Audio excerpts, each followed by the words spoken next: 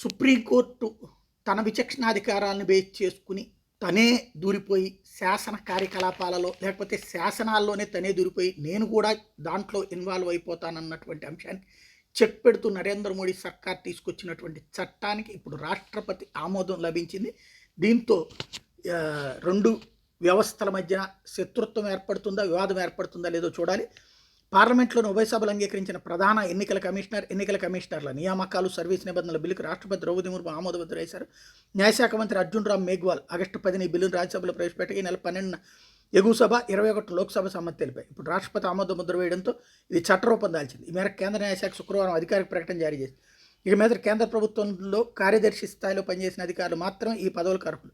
ప్రధాన ఎన్నికల కమిషనర్ పోస్టులకు తొలుత న్యాయశాఖ మంత్రి ఆధ్వర్యంలో సెర్చ్ కమిటీ 5 సభ్యుల జాబితాను రూపొందిస్తుంది.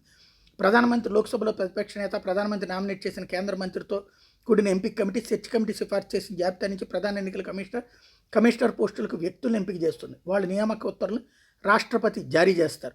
మరోవైపు పార్లమెంట్ శీతాకాల సమావేశాలు ముగిసినట్టు ప్రోరోగ్ రాష్ట్రపతి ద్రౌపది ముర్ము శుక్రవారం ప్రకటించారు. రాజ్యసభ 262వ భేటీ ప్రస్తుత లోక్సభ 14వ సమావేశాలు ఈ నెల 4 నుంచి ప్రారంభం కాగా ఉభయ సభలు ఈ నెల 21 నిరవధికంగా వాయిదా పడిన నేపథ్యంలో ప్రోరోగ్ చేశారు.